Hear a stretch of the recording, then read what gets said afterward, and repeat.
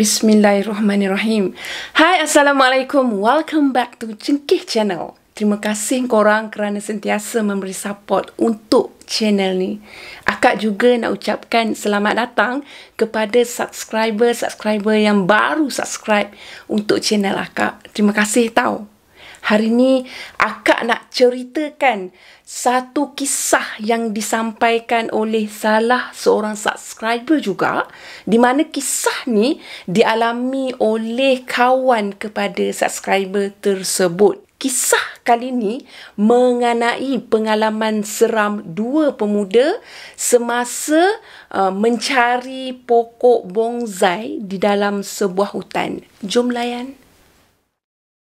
Bismillahirrahmanirrahim. إذا زلزلت الأرض زلزالها وأخرجت الأرض أثقالها وقال الإنسان ما لها يومئذ تحدث أخبارها بأن ربك أوحى لها يومئذ يصدر الناس أشتاتا ليروا أعمالهم فمن يعمل مثقال ذرة خيرا يره ومن يعمل مثقال ذرة شرا يره.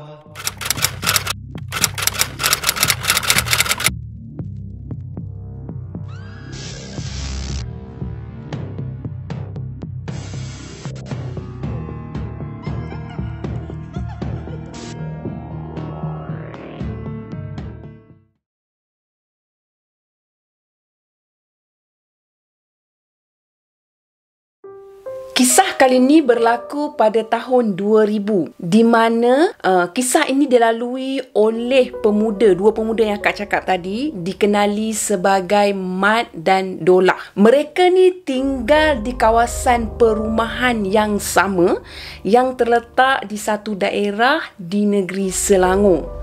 Jadi, Mat ni dia bekerja sebagai seorang mekanik di sebuah bengkel kereta, manakala Dolah ni dia berniaga di satu pasar.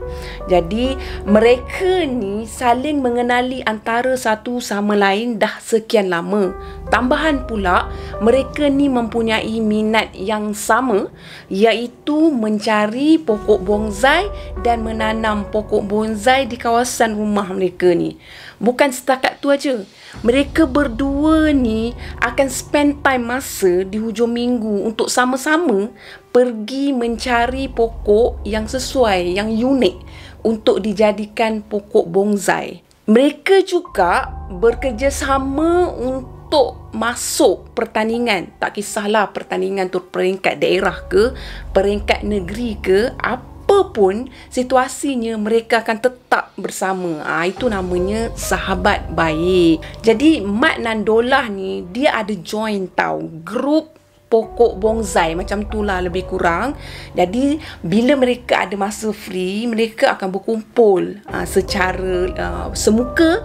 Kalau mereka tak ada masa, mereka akan berkumpul di dalam grup melalui handphone online lah orang kata kan. Tujuan grup ni ditubuhkan macam kita lah, macam akak ni suka join grup bunga kertas, macam tu lah. Untuk apa? Untuk kongsikan perihal-perihal macam mana penjagaan bonsai, macam mana nak hasilkan bonsai. Mereka bertukar-tukar pendapat mengenai pohon bonsai. Jadi, bila dah bertemu sesama mereka, adalah kawan tu akan bagi tahu dekat mana pot untuk cari bahan asas bonsai ni. Maksudnya pokok yang boleh dijadikan pokok bonsai. Dolah kan dia peniaga dekat pasar. Jadinya Dolah ni dia ada van. Van Dolah ni memang akan digunakan sebagai pengangkutan mereka berdua ni untuk masuk ke hutan untuk mendapatkan pokok-pokok yang sesuai untuk dijadikan bonsai. Suatu hari mereka ni bertemu dengan ahli-ahli grup. Mereka bersembang lah. Sembang-sembang tentulah pasal pokok bonsai kan. Jadi salah seorang daripada kawan-kawan grup ni dia bagi tahu ada satu pot ni ada pokok-pokok yang memang unik, yang memang cantik, sesuai untuk jadikan pohon bonsai, pokok bonsai tau. Jadi masa tu Mat dengan Dolah ni dirasa tertarik, dirasa macam naklah pergi tempat tu, naklah dapatkan pokok tu, sebab diorang ni memang betul-betul gila-gila punya minat pada pohon bonsai tau. Dia punya minat ni bukan takat suka-suka hobi biasa je, malah boleh buat duit, boleh menampung pendapatan tambahan mereka berdua.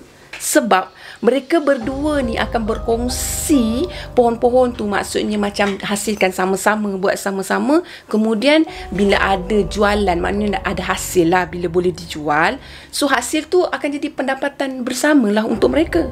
Sebelum akak pergi lebih jauh, satu tempat yang mereka nak pergi ni, akak nak bagi tahu gambaran macam mana mereka mencari pokok bonsai ni tau. Okey, untuk mendapatkan pokok bonsai ni, mereka memang perlu masuk ke dalam hutan, sebab pokok-pokok ni berada di hutan. Jadi bila masuk dalam hutan, bila mereka dah jumpa pokok-pokok yang sesuai untuk jadikan pohon bonsai, pokok bonsai ni, bila mereka dah jumpa pokok-pokok yang sesuai untuk dijadikan pokok bonsai ni, mereka akan cantas ranting-ranting, dahan-dahan pokok tersebut lebih kurang 2 ke 3 kaki ke 4 kaki lah, bergantung kepada saiz yang mereka nak tau. Maksudnya ukuran tu daripada paras tanah sampai 2-3 kaki ke atas lah.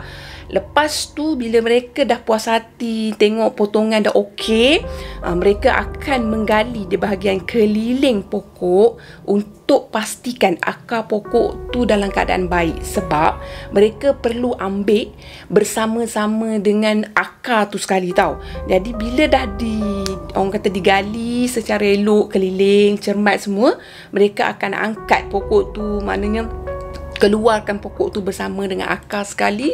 Kemudian mereka akan bawa balik rumah dan mereka akan memulakan proses macam mana nak tanam semula pokok-pokok tu, masukkan ke dalam pasu-pasu yang cantik.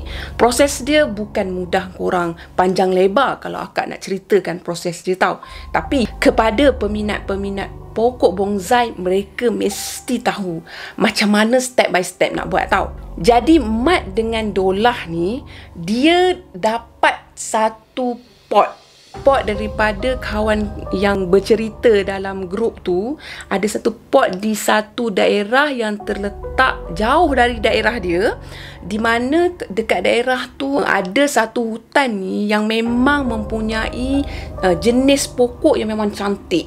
Jadi kawan dia ni pernah ambil pokok-pokok kat situ, kemudian dia jaga, dia tanam, dia beri kurang 2 tahun. Lepas tu pokok tu telah dibeli oleh seorang tauke Cina tau, dengan harga RM5,000. Bila dengar harga yang dinyatakan, lagilah bersemangat Mat dan Dolah ni untuk pergi ke daerah tersebut tau. Untuk pengetahuan korang, harga pokok bonsai ni sangat mahal. Anggaran lebih kurang mencecah ratusan ringgit sehingga puluhan ribu ringgit. Jangan terkejut kalau ada pokok bonsai yang berharga RM50,000 atau RM30,000, kerana pokok bonsai ni kalau betul cara untuk buat dia tu memang betul-betul unik, memang akan menarik minat kepada pembeli tau. Okey, akak teruskan cerita akak. Mat dengan Dolah ni tanpa membuang masa, dia decide bila dia nak pergi. Sabtu Ahad biasanya time free diorang, so diorang buat persiapan. Untuk sampai ke hutan di daerah tersebut, mereka perlu melalui kawasan hutan itu semestinya, dan juga perlu menempuhi kawasan estate. Malah mereka juga akan jumpa dengan pokok-pokok getah, maknanya kebun getah lah. Jadi setelah melalui dengan van Dolah ni, bawa van ngongek, sampailah ke kawasan yang diceritakan oleh kawan mereka ni, di mana kawasan tersebut dijelaskan dengan lebih jelas. Kawasan tu biasanya ada laluan lori, sebab lori duk lalu lalang untuk buat kerja dia lah kan. Jadi kawasan tu kawasan tanah merah, kawasan yang berlopak-lopak lah kesan daripada lori duk lalu lalang kan. Jadi memang betul lah Dolah cakap, memang sah, memang dekat sini lah aku rasa tempat yang diceritakan oleh member dia tu kan. Jadi tempoh masa yang diambil daripada daerah dia untuk sampai ke tempat yang dituju tu lebih kurang hampir 4 jam. Betul lah, sebelum tu member dia ada cakap, korang nak sampai sana tu memang struggle sikit lah, sebab ambil masa lebih kurang 3 hingga 4 jam. Jadi betul lah apa yang dikatakan oleh kawan dia. Bila van dah sampai ke kawasan yang dipenuhi dengan pokok-pokok hutan besar, agak besar kat situ kan, so diorang pun parking van tu berdekatan dengan kawasan yang dirasakan kat situ dekat dengan sungai. Tak adalah dekat sangat. Tujuan dia untuk memudahkan diorang ni nak mandi ke, nak ambil wuduk ke dan sebagainya. Tapi tak adalah kita boleh parking tu betul-betul rapat dengan sungai, memang tak lah. Jadi mereka perlu juga melalui jalan-jalan tertentu untuk sampai ke sungai. Apapun mereka parking di kawasan yang mereka rasa ada kawasan lapang untuk mereka jalankan aktiviti macam memasak, macam tu kan. Sebab mereka memang dah bajet. Selalunya masuk hutan tu mereka akan masuk sekurang-kurangnya 1 ataupun 2 hari. Dan ada juga mereka balik harian macam tu lah kalau dekat kan. Bila sampai dekat kawasan tu tanpa membuang masa, Mat dan Dolah ni pun dia turunkanlah perkakas-perkakas yang digunakan untuk proses menggali dan sebagainya. Lepas tu dia pun berjalan masuk ke dalam hutan untuk pergi tengok dekat mana yang sesuai, mana pokok-pokok yang cantik tu ada dekat mana. Jadi diorang survey lah, tengok, ambil masa jugalah kan. Dalam masa yang sama, diorang ni mencari pot yang diorang boleh solat, ada sungai. Memang betul lah dalam perjalanan tu memang ada sungai, diorang boleh mandi. Lepas tu Mat dengan Dolah ni bila nak menuju ke arah macam diorang nampak macam kat situ memang ada lah pokok yang kita cari tau. Jadi masa tu mereka cuba untuk pergi ke pokok tu. Tapi alangkah terkejutnya bila masa tu Dolah ditegur pada Mat, stop Mat, kau stop, kau jangan berjalan. Macam tu. Lepas tu Mat terkejut lah. Kau kenapa pula? Cuba kau tengok kat sana. Cuba kau tengok kat ujung sana. Lepas tu Mat bila dah tengok ujung sana, terkejut, mau tak terkejut korang. Masa tu Mat dengan Dolah, dia ternampak seekor ular tedung selah yang sangat besar tau. Lebih kurang jarak 10 meter daripada tempat mereka berdiri. Masa tu memang Dolah cakap dekat Mat, kau bertenang, kau jangan bergerak, kau duduk diam, kau berdiri tegak kat situ, kau kawal pernafasan kau memang kena diam kan. Sebab Mat dia nampak agak gelisah tau. Jadi Dolah ni perlahan, dengan suara perlahan ni, dia minta Mat tu bertenang tau. Lepas tu Mat kata, kau suruh aku bertenang, kau main-main. Ini ular tedung selah, bukan main-main. Cuba kau diam, cuba kau cool. Kalau kau bertenang, ular tu dia tak akan datang dekat kita tau. Sebab kita tak mengganggu kawasan dia. Kalau kau tak percaya, kau diam, kau relax je Mat, kau relax. Jadi betul lah apa yang dikatakan oleh Dolah. Bila Mat relax, Dolah relax, ular yang tadinya dia mengangkat kepala dia memandang ke arah mereka ni, mula menundukkan kepala dia, kemudian ular tu pun menghilang, maknanya tinggalkan mereka. Masa tu Mat dah, Alhamdulillah, macam tu kan. Lepas tu Mat cakap, betul lah cakap kau Dolah, betul lah, kau ni banyak pengalaman dalam hutan. Alah, kau ni macam tak biasa duduk masuk dalam hutan dengan aku. Lepas tu bila dah keadaan tu dah agak reda, jadi Mat dengan Dolah menyambung pencarian mereka. Jadi Dolah cakap, Mat, jom kita pergi dekat sana, kita tinggalkan tempat ni, kita pergi kat sana aku tengok macam ada nampak pokok yang kita cari. Okey, pokok apa yang mereka cari sebenarnya? Mereka sebenarnya mencari sejenis pokok yang dikenali sebagai pokok bonsai jeliti. Pokok bonsai jeliti kalau korang Google memang cantik korang. Tapi untuk dapatkan pokok tu, ni lah, dia kena kuat semangat tau, sebab nak masuk hutan. Siapa nak masuk hutan tengah macam tu kan. So bila dah jumpa pot yang Dolah masukkan tu dekat situ, memang betul banyak pokok bonsai jeliti dekat situ. Mereka pun menandakan pokok tu. Tanda dulu pokok tu sebab mereka dah kunci jam untuk tunaikan solat Zuhur. Jadi bila dah tanda, dah cantas pokok-pokok yang nak diambil, mereka pun pergi ke sungai, ambil wuduk. Lepas tu mereka pun solat bersama-sama. Lepas tu dah selesai solat, mereka sambung balik kerja. Mereka memangkas pokok tu, memotong dahan-dahan dengan ranting yang memang mereka tak nak, dan mereka nak jimatkan space lah untuk van tu kan, boleh muat banyak. Jadi mereka buat macam yang akak cakap tadi lah, mereka gali keliling untuk keluarkan pokok tu bersama dengan akar dia. Jadi untuk proses ni mereka lakukan dengan teliti supaya tak adalah mereka ni terlalu kotor. Jadi mereka pun menggali di pokok-pokok yang mereka dah tandakan. Macam itulah, pokok ni mereka pun pergi gali dulu secara bukan bersungguh-sungguh lah, bukan secara bersungguh-sungguh lagi, sebab mereka nak spend time. Lepas tu mereka nak solat asar, sebab jarak antara Zuhur dengan asar dia rapat sikit. So mereka buat apa yang mereka dah set pada masa mereka, ikut jadual mereka. Bila dah solat asar semua, barulah mereka mula menggali secara bersungguh-sungguh. Masa tu tanpa mereka sedari, mereka duk gali pokok, duk cabut pokok tu apa semua. Mereka tak sedar masa dah berlalu terlalu lama sampai kawasan hutan tu semakin gelap. Masa tu mereka hanya mampu keluarkan 4 batang pokok sahaja. Maknanya 4 pokok je lah mereka berjaya keluarkan. Tapi kan mereka perlu masukkan sedikit tanah pada bahagian akar untuk keselamatan, maksud untuk pastikan akar tu masih segar. Masuk sikit tanah, lepas tu mereka bungkus ikut cara mereka lah.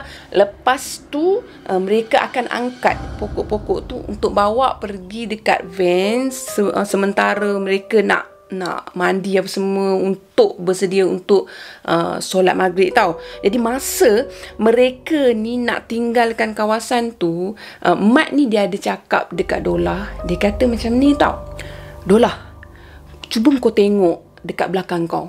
Cuba kau perhati betul-betul dekat belakang kau. Masa tu korang imagine kan, keadaan dah agak macam dah nak suram-suram, nak gelap-gelap macam tu kan. Tak adalah gelap lagi, tapi dah suram-suram macam tu kan, nak kesenja tau. Lepas tu Dolah pun pandang lah belakang dia. Dia pun tengok lah. Kenapa dia cakap kan, aku rasa dekat busuk tu ada pokok jeliti yang memang unik lah. Aku duk perhati masa kita tengah menggali tadi. Dekat busuk tu memang aku nampak ada satu pokok jeliti yang memang kalau kau tengok memang aku rasa esok kita kena ambil lah pokok tu. Macam tu. Sebab mereka merasakan memang dah tak sempat untuk hari tu ambil. Jadi mereka nak teruskan sehingga esok tau. Jadi Dolah ni pun dia cakap, aku perasan pokok tu sebenarnya. Aku perasan juga busuk tu. Aku memang perhati kat busuk tu. Tapi kan, makin lama aku perhatikan busuk tu, aku rasa makin meremang. Aku rasa busuk tu, dengan ketinggian busuk tu macam badan kita setinggi manusia. Aku rasakan macam dah bukan busuk dah tau, tapi nampak macam belum habis Dolah menghabiskan ayat perkataan han. Korang fahamkan apa kan? Tiba-tiba masa tu Dolah dengan mat ni ada terdengar suara perempuan ketawa. Biasa kalau akak bercerita lah, biasa kalau akak bercerita suara perempuan ketawa ni yang menyeramkan. Tapi kali ni dia ketawa hi hi hi hi hi. Dia tulis macam tu je, hi hi hi hi hi. Macam mana nak ajuk benda tu akak pun tak tahu. Walau bagaimanapun, ketawa tu menyeramkan untuk Mat dan Dolah. Bila mereka mula rasa tak sedap hati, cepat-cepatlah mereka mengangkut pokok-pokok yang mereka dah cabut tu, mana dah ambil tu, untuk bawa dekat van tau. Nasib baik 4 je. Kalau kena 8, tak mampu dia orang nak bawa kiri dan kanan tau. Nasib baik dengan perkakas lagi dah masuk dalam satu guni dia, memang dah disediakan khas kan. Lepas tu sedang-sedang je, sekali lalu je mereka bawa pokok-pokok tu bersama dengan perkakas-perkakas dia pergi ke arah van. Bila mereka pergi ke arah van, terdengar bunyi macam kawasan ranting kat situ dipijak. Bukan oleh mereka je tau, tapi macam ada orang lain di kawasan tersebut. Tapi bila mereka berpaling, ternyata memang tak ada sesiapa pun. Memang mereka berdua je pun. Kawasan tu kawasan hutan. Siapa nak masuk hutan dengan waktu senja macam tu? Tambahan pula, apa yang Dolah tahu, kawasan tu terletak 10 km jauhnya daripada kawasan kediaman estate tau. Jadi masa tu mereka fikir apa tau? Mereka fikir mungkin itu babi liar. Sorry yang akak sebut babi liar. Jadi mereka memang dah standby parang. Parang dijadikan senjata. Manalah tahu mereka jumpa dengan benda tu yang liar. So mereka boleh mempertahankan diri mereka. Bila mereka keluarkan parang tu, mereka tengok memang keadaan okey, selamat. Tapi peliklah bunyi ranting tu dipijak. Memang kuat bunyi macam sesuatu melalui kawasan tu. Memang jelas. Tak apalah, biarkanlah kan. Jadi mereka meneruskan perjalanan mereka, pergi ke arah van, pergi ke van. Bila sampai van, mereka masukkan pokok tadi ke dalam van. Masa tu mereka terduduk sekejap, tergamam sekejap, keletihan, lepas tu rehat. Lepas tu mereka nak pergi ke sungai yang akak ceritakan tadi, dia orang ambil wuduk apa semua kan. So pergilah ke sungai tu untuk mandi. Tadi mereka tak masuk pun dalam sungai tu, mereka just ambil wuduk. Tapi kali ni Mat dengan Dolah nak bersihkan diri, nak mandi dekat sungai tersebut. Bila Mat yang mula-mula turun dekat sungai tu, Mat terasa di kaki dia ada rasa macam ada benda-benda yang tajam-tajam macam tu kan. Rasa macam ada sesuatu bahagian dasar. Sebab sungai tu dia paras peha je, tak dalam mana pun. Jadi sungai tu agak jernih. Mereka nampak ada periuk-periuk tanah yang lama tau, yang dah pecah. Dan periuk lah yang memang dah terlangkup, tapi dia tak pecah, macam terletak cantik, tapi berada di dasar sungai tu tau. Jadi Mat ni dia tanya pada Dolah, kau rasa kan apa benda yang kita pijak ni kan? Maknanya Dolah dah masuk. So Dolah cakap, kau ni abaikanlah, kita datang kat sini bukannya kita nak kacau tempat orang ke apa kan. Lagipun kat sini bukan kawasan orang. Jadi kita datang sini niat kita nak cari pokok tu. Jadi tak payahlah, biarkanlah kan. Jadi bila Mat dengar macam tu, dia okeylah, tak apalah. Diorang pun terus mandi. Masa diorang tengah mandi, tiba-tiba Mat dengan Dolah ada dengar bunyi suara riuh rendah tau. Suara manusia yang ramai. Macam tu lah, macam ibarat macam kenduri, macam tu rindu. Tapi suara ni bukan kenduri biasa-biasa. Dia berserta dengan tangisan, berserta dengan rengek macam tu kan. Jadi Mat dan Dolah ni, dia rasa tak sedap hati. Bila rasa tak sedap hati, dia pun cepat-cepat mandi apa semua, cepat-cepat dia bawa diri mereka ni pergi semula ke van tau. Dia sampai dekat van, mereka pun tunggu sehingga untuk solat maghrib. Mereka ada memang bawa air untuk minum, untuk masak. Masa tu lah kan, bila dah solat maghrib, baru mereka memasak dengan air yang memang bersih yang mereka bawa daripada rumah. So tak ada masalah dari segi bekalan air macam tu kan.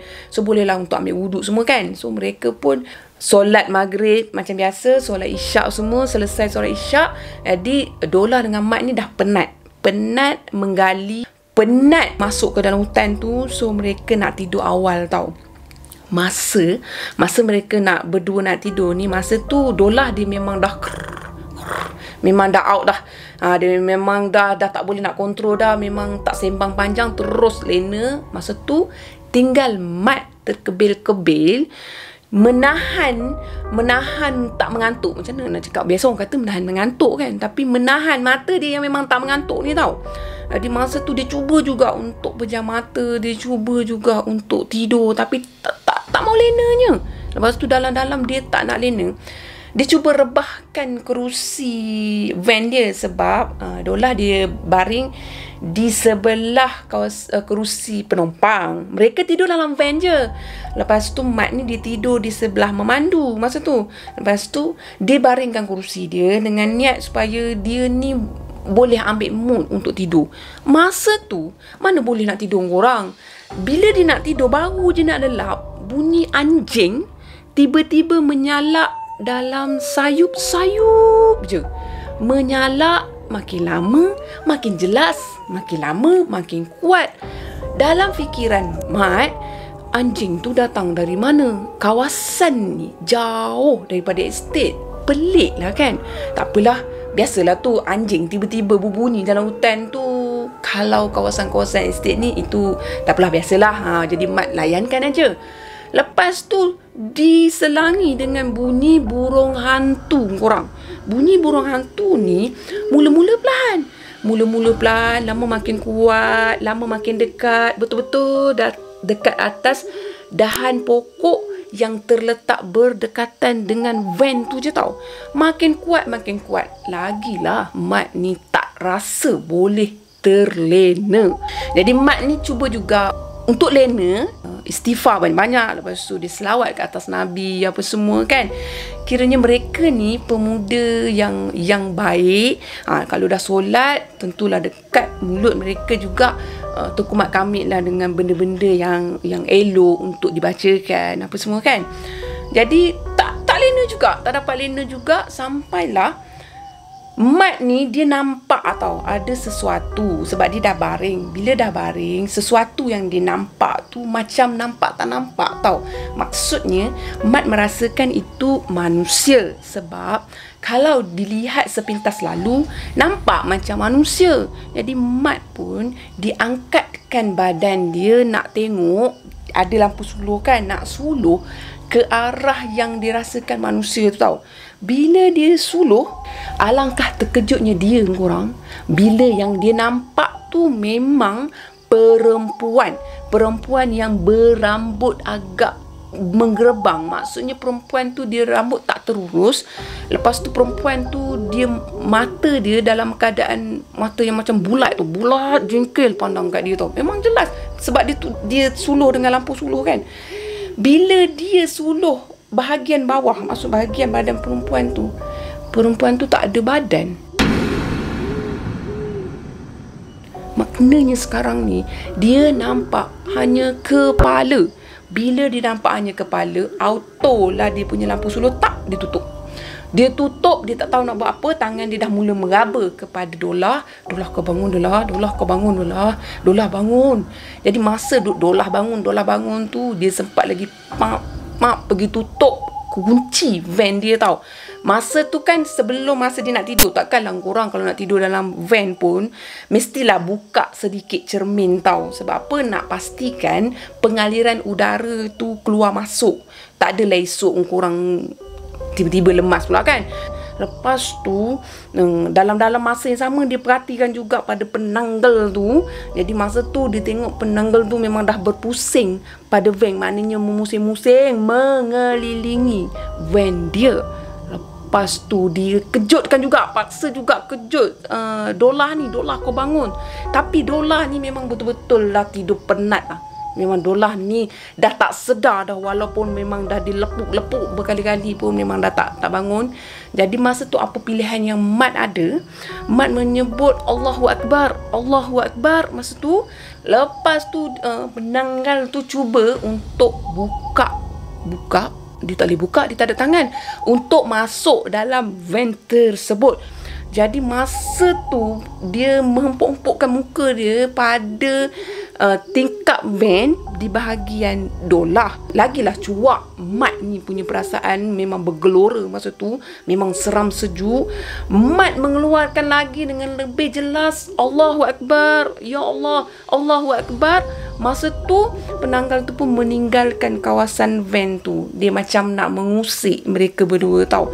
Bila dia tinggalkan kawasan van tu, Mat masih lagi cuba untuk mengejutkan Dolah, tapi kali ni agak lebih kasar. Maksud akak kasar macam ni dah susah sangat kan. Dolah ni dia ada sedikit misai tau. Apa susah kau tarik je lah misai tu jalan. Memang bangkit lah. Kenapa tak daripada awal idea tu dia dapat tau. Jadi masa Dolah ni tersedar, marahlah dia. Kau kenapa kacau aku? Aku nak tidur. Sambil-sambil pegang dia punya misai kan. Jadi mat ni cakap aku ada nampak sesuatu. Jadi mat bagi tahu dia ada nampak sekian-sekian kan. Lepas tu Dolah kata, ya ke weh? Dolah macam Dolah pun macam terkejut. Yelah, kawasan hutan, tak percaya kang? Percaya kang? Macam-macam pula kan. Jadi masa tu Dolah cakap, kau nampak tak kat depan tu? Masa yang sama, Dolah tegur pada mat, kau nampak tak? Ada cahaya dengan asap dekat bahagian depan van mereka tau. Jadi mat pun cakap, apa benda pula tu? Jomlah kita pergi tengok kan. Dalam masa yang sama, bunyi loceng, keting. Loceng macam mana loceng lah macam tu. Lepas tu loceng yang makin kuat. Lepas tu bunyi suara riuh rendah ada, suara orang menangis ada. Lepas tu Dolah tanya pada mat, kau rasa dekat kawasan ni ada pasar malam tak? Ni mesti ada pesta apa-apa. Jadinya mat ni cakap, kau jangan macam-macam. Kau adalah lena masa saat aku perlukan kau. Kau jangan buat lawak sekarang kan. Aku serius lah. Jom lah kita turun, kata Dolah. Kita tengok apa yang ada dekat depan. Masa mereka nak turun, Dolah ni pun diperasan lah kan, tingkap tu dah tertutup. Agak-agak lah tingkap tertutup masa tu. Mereka tak buka tingkap, maksudnya akan lemas kan. Kau dah kenapa tutup tingkap ni?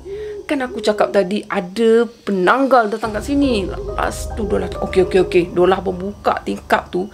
Masa buka tingkap tu, Dolah ada terhidu bau setanggi, ataupun orang kenali sebagai bau colok.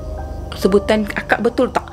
Jadi bau tu memang betul-betul mereka sama-sama bau tau.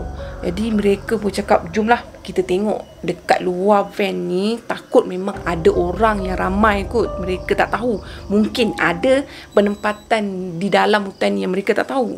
So bila mereka dah tekad, mereka pun sama-sama nak turun daripada van tersebut.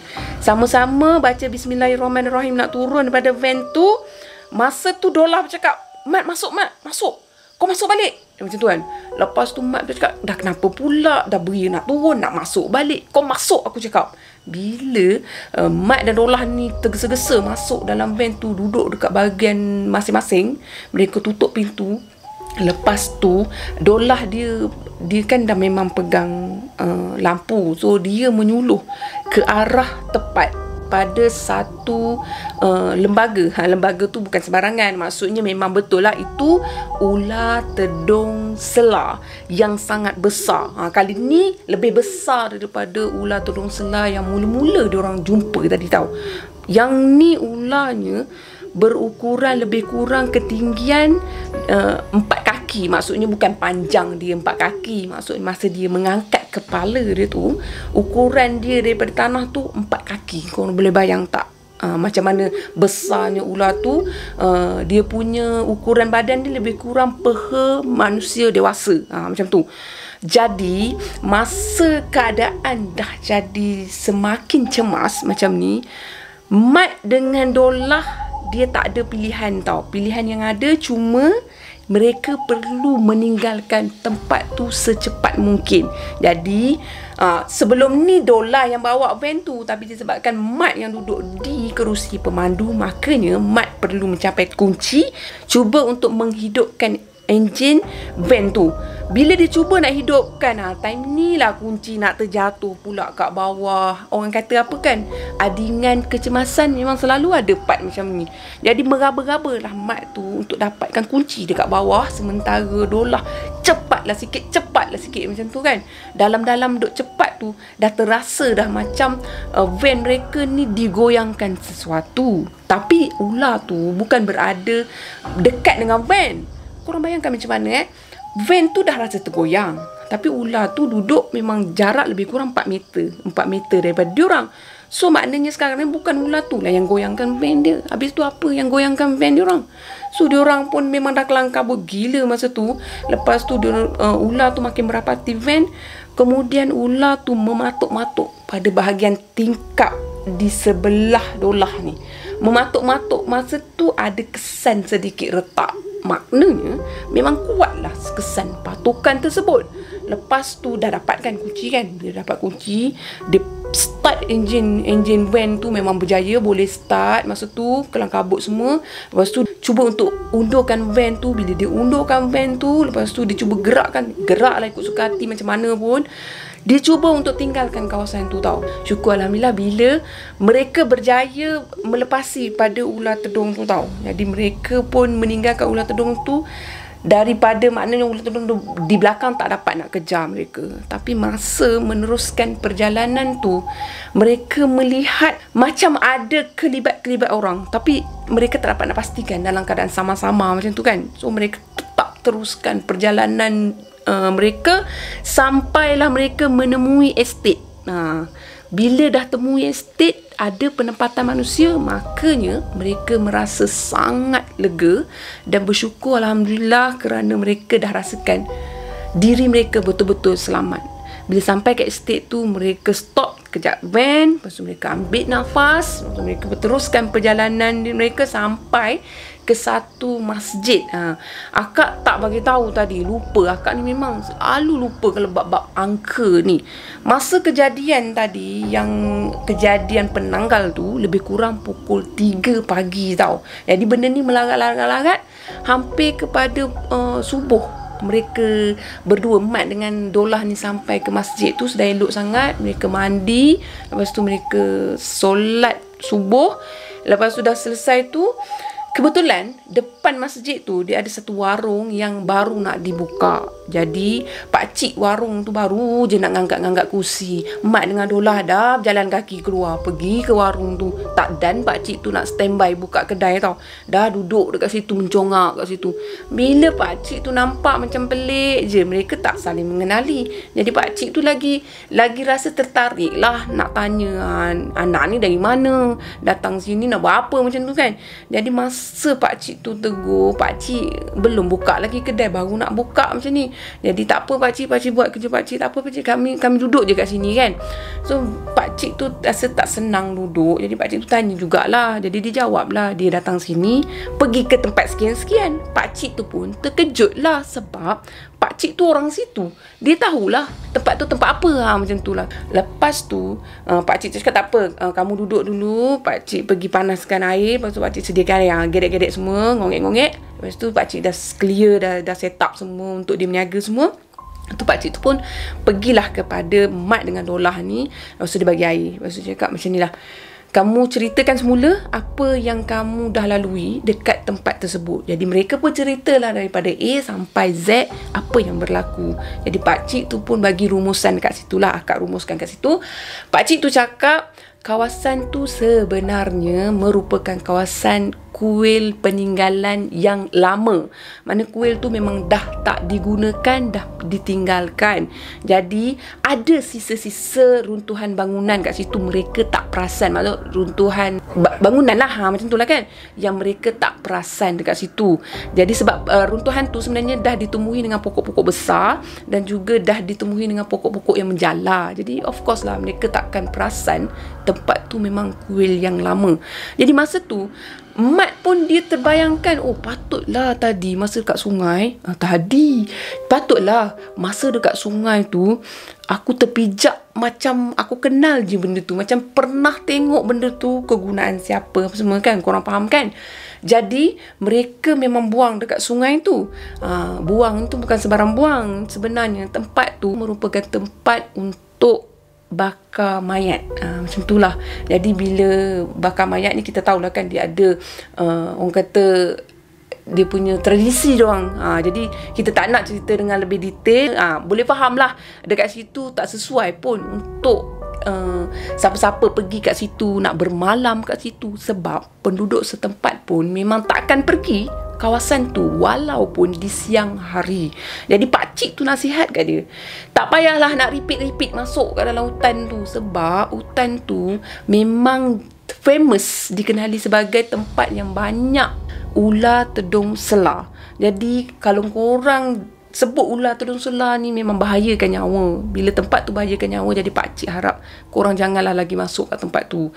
Bila dengar nasihat daripada pakcik tu, barulah Dolah dengan Mat ni faham, rupanya kesilapan mereka dekat sini yang kita boleh ambil iktibar ialah Kalau kita nak melakukan sesuatu di tempat yang kita tak tahu keadaan sekeliling dia, keadaan kawasan dia, sewajarnya kita pergi jumpa kepada orang yang kita boleh jadikan rujukan untuk kenal pasti tempat tu macam mana, tempat tu selamat ke tak. Jadi kita kena siasat dulu. Jadi kita tak boleh pergi dengar hanya sebelah pihak kawasan tu gini, kita terus pergi tanpa menilai atau mengetahui keadaan tempat tu, tanpa bertanyakan orang yang berdekatan. Jadi itulah pengajaran untuk sama-sama kita ambil untuk kali ni. Apa yang baik korang ambil jadikan tauladan, apa yang buruk korang jadikan sempadan. Korang jangan ikut. Okey, terima kasih korang. Bye, setakat ni je. Bye, Assalamualaikum. Jangan lupa subscribe. Bye.